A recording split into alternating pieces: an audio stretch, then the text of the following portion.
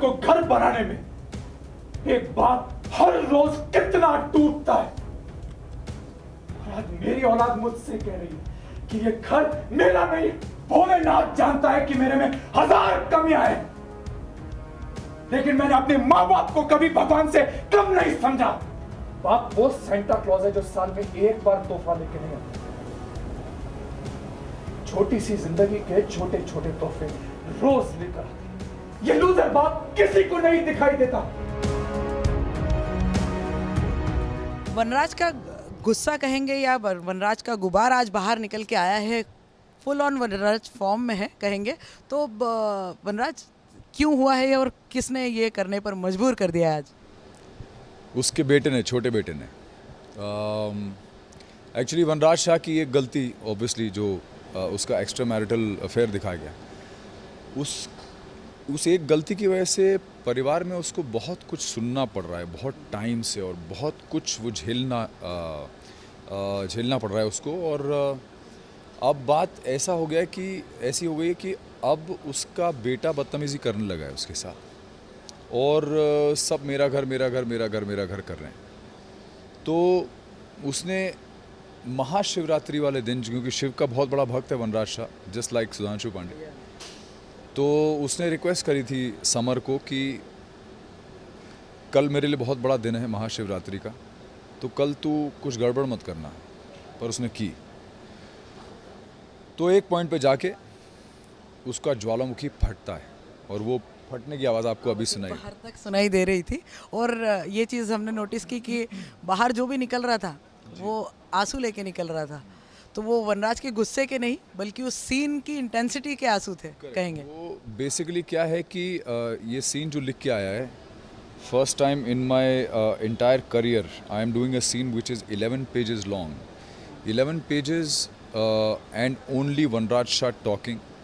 और जो उसका कंटेंट है वो इतना ज़्यादा खूबसूरत है, इतना ब्यूटीफुली लिखा गया है राइटर के द्वारा कि दुनिया में कोई, मतलब हमारे हिंदुस्तान में तो डेफिनेटली कोई भी ऐसा बाप नहीं होगा जो मिडिल क्लास का है जो उससे रिलेट नहीं कर पाएगा, और कोई भी ऐसा बच्चा और फैमिली जो ऐसी नहीं होगी जो रिलेट नहीं कर पाएगी। तो मुझे ऐसा लग रहा है कि जब हम एक्टर्स जानते हुए भी कि ये सीन है, इतना फूट फूट के रो सकते हैं सीन में, तो यू कैन इमेजिन कि ऑडियंस को कितना कनेक्ट होगा उससे इमोशनली। तो I think this scene should do something good to the people who are going to watch it, and maybe a lot of people will realize what a father does to keep a family together running. जितने भी खर्चे बच्चे करते हैं, holidays करते हैं, toys आते हैं घर में, जितना भी लग्जरी आती है उसको घर तक पहुंचाने के लिए बाप बाहर क्या क्या स्ट्रगल करता है, किस किस चीज़ से गुज़रता है, कितनी तकलीफ़ों से गुज़रता है, ये हर चीज़ इस सीन में बताई गई। और मेरे ख्याल से बहुत सारे लोगों को बहुत सारी चीज़ें रियलाइज़ होंगी इस सीन के बाद।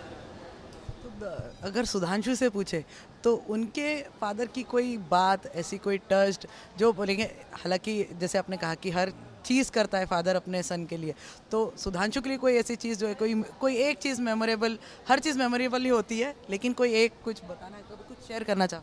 मेरा 8th बर्थडे मुझे बहुत अच्छी तरह से याद है। जब मैं 8 साल का हुआ था, मेरे फादर ने मुझे हम लोग नैनीताल में रहते थे, तो वहाँ पे स्केटिंग रिंक हुआ करता था, मुझे स्केटिंग का बहुत शौक था। तो मेरे फादर ने मुझे 8th बर्थडे पे मुझे रोलर स्केट्स गिफ्ट किए थे, and they were the best available in the market at that point in time, and they gave me as a surprise. It was kept under the bed, I still remember, and it had red fiber wheels. तो मुझे अभी तक याद है, और वो चीज़ मैं कभी नहीं भूल सकता कि मेरे फादर ने 8th बर्थडे पे इतना खूबसूरत, इतना महंगा और इतना दिल को छू जाने वाला गिफ्ट मुझे दिया था। तो वो that I can't forget it. और सुधांशु ने अपने बेबीज़ के लिए कुछ ऐसा, कुछ मेमोरेबल? अपने बेबीज़ के लिए तो मेरे ख्याल से हम लोग थोड़े ज़्यादा सक्षम हैं, तो अपने बच्चों को आए दिन कुछ ना कुछ गिफ्ट करते रहते हैं, बहुत सारी चीज़ें। हमारे ज़माने में इतने सक्षम नहीं हुआ करते थे पेरेंट्स, तो वो लोग कभी कभार करते थे, लेकिन जो होता था वो दिल को छू जाता था। आजकल पता नहीं, वो मेरे बच्चों से पूछना पड़ेगा कि कौन सी ऐसी गिफ्ट है जो उनके दिल को छू के गई। बट हम लोग तो as parents I think we keep gifting them with something और the other all the time. तो महाशिवरात्रि है और पूरा गेटअप मतलब आज वनराज अलग लुक में है। हाँ, बिकॉज वनराज शाह महादेव का बहुत बड़ा भक्त है और आज वो एक ऐसे रूप में है, इस पूरे सीक्वेंस में इस ऐसे रूप में दिखाई देगा जिसमें कहीं ना कहीं आपको एक बहुत ही परम शिव भक्त की और भगवान शिव की झलक दिखाई देगी पूरे से। सुधांशु भी उतना ही बड़ा भक्त है शिव जी का। बिल्कुल, मैं तो महाकाल को समर्पित हूँ पूरी तरह से। मैंने समर्पण कर दिया था महाकाल को, तो मेरा जीवन महाकाल ही चलाते हैं और दिन रात बस उन्हीं का नाम लेता हूँ। यहाँ सेट पे भी इनफैक्ट मैं कभी गुड मॉर्निंग गुड नाइट नहीं बोलता, जय महाकाल ही बोलता था मैं। तो यहाँ पे पिछले 7-8-10 महीने में सबको जय महाकाल बोलने की आदत पड़ गई, तो अब यहाँ पे भी सब जय महाकाल बोलते हैं। सो मच सो कि हमारे सीक्वेंस में भी जब मैं शिव की पूजा करी तो हम लोगों ने जय महाकाल का जयकारा किया। तो क्या लग रहा है अब आगे क्या करने वाले हैं? मतलब समर के सामने तो सब कुछ अब साफ है।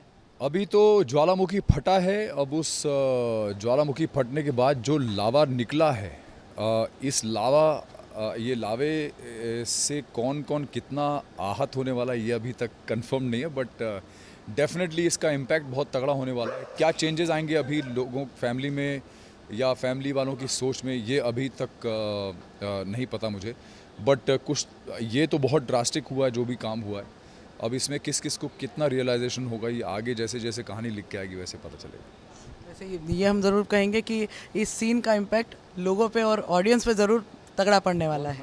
100% बहुत तगड़ा इम्पैक्ट पड़ने वाला है और मुझे ऐसा लगता है कि लोग बहुत इमोशनली बहुत ज़्यादा इससे कनेक्ट करेंगे। मुझे लगता है आज तक अनुपमा में बिकॉज मैंने आपको बोला कि मैं मेरे करियर में एंटायर करियर में आज तक मैंने कभी ऐसा सीन नहीं किया। So and I really mean it, क्योंकि मैंने 40 से ऊपर फिल्में करी हैं, हर तरह की फिल्म करी हुई है और टेलीविज़न पे भी बहुत पहले काम किया हुआ, बहुत अच्छा काम किया हुआ, बट इस तरह का सीन मैंने लाइफ में पहली बार अपने करियर में किया है। Because you don't get to do this kind of scene neither on television nor in films because it's very difficult. It's a very very difficult scene और I am lucky that God has blessed me with something like this, इस content में कि मैं इतना बड़ा मुझे scope मिला इसको परफॉर्म करने का और ये एक ऐसा मैसेज भी जाएगा लोगों तक जिसमें शायद बहुत सारे लोग जो अपने बाप के बारे में नहीं सोचते हैं वो सोचना शुरू कर देंगे। Thank you. Thank you.